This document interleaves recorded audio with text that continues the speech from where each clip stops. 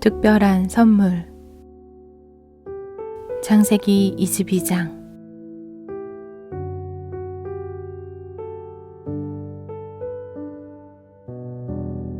하나님의 비밀 구원 계획이 잘 이루어지려면 아브라함이 그분을 온전히 믿어야 했어요. 아브라함이 무엇이든 시키는 대로 하는지 하나님은 확인하셔야 했어요. 그래서 몇 년 후에 하나님은 아브라함에게 선물을 바치라고 하셨답니다. 아브라함은 하나님께 선물을 드리는 것이 좋았어요. 그래서 자신의 동물을 드리곤 했지요. 그것을 제물이라고 해요. 제물은 하나님께 사랑합니다 라고 말씀드리는 방법 중 하나였어요. 그런데 이번에 하나님이 원하신 것은 양이나 염소가 아니었어요.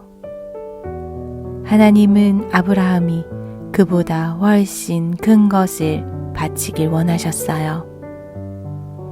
그의 아들, 외아들, 사랑하는 아들, 이삭을 바치길 원하셨던 거예요.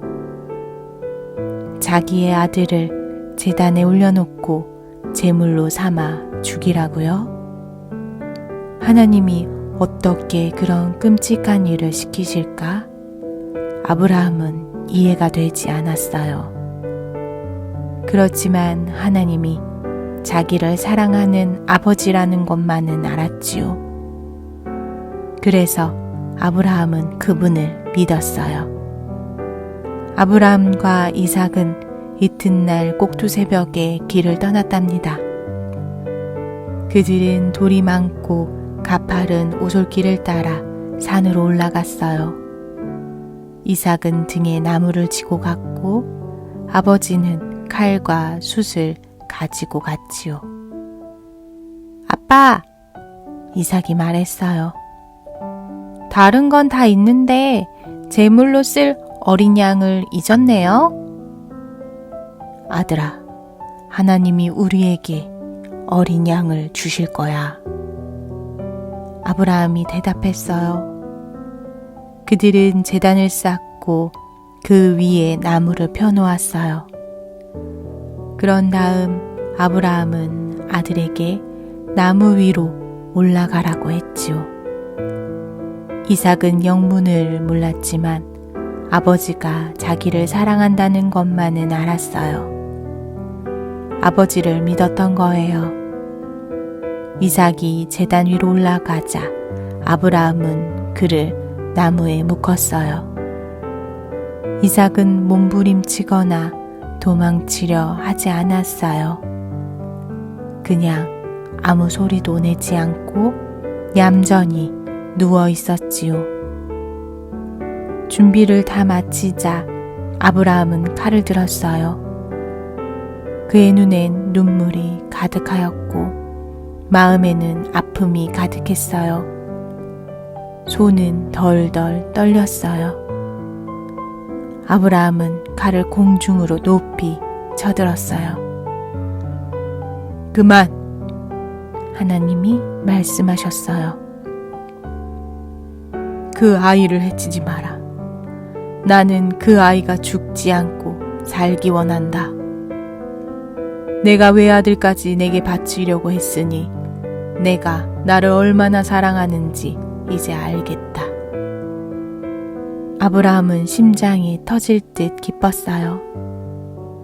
그는 이삭을 풀어서 와락 끌어안았죠. 그러고는 어찌나 흐느껴오는지 아브라함의 온 몸이 들썩거렸답니다. 그의 눈에서는 뜨거운 눈물이 흘러넘쳤어요. 아버지와 아들 두 사람은 오랫동안 그렇게 서로 부둥켜 안은 채 가만히 있었어요. 그때 수풀에 걸린 숫양 한 마리가 눈에 들어왔어요. 재물이었죠. 하나님이 그들에게 필요한 것을 때맞춰 주셨던 거예요. 그래서 아브라함은 자기 아들 대신 순양을 제물로 드렸답니다. 아브라함과 이삭은 별들이 반짝이는 고요한 하늘 아래서 불씨가 잦아드는 것을 지켜보았어요. 그런 아브라함과 이삭에게 하나님이 무언가를 깨우쳐 주셨어요. 하나님은 그분의 사람들이 죽지 않고 살기를 원하신다는 깨달음이었지요. 하나님은 그분의 사람들을 벌하시는 게 아니라 구원하길 원하셨어요. 그러려면 반드시 그들이 하나님을 믿어야 해요. 언젠가 너희 집에서 온 세상에 행복을 가져다 주리가 태어날 것이다. 하나님은 그들에게 약속하셨어요. 하나님은 온 세상을 위한 놀라운 선물을 준비하고 계셨어요. 하나님의 사람들에게 사랑한다고 말씀하시려고 했던 거예요. 이로부터 긴 세월이 흐른 후에 또 다른 아들이 등에 나무를 지고서 또 다른 언덕길을 오르게 된답니다. 이삭처럼 그 아들도 자기 아버지를 믿고서 아버지가 하라는 대로 할 거예요. 그는 몸부림치거나 도망가려고 하지 않아요. 그가 누구냐고요? 하나님의 아들, 하나님의 외아들, 사랑하시는 아들, 하나님의 어린 양이시지요.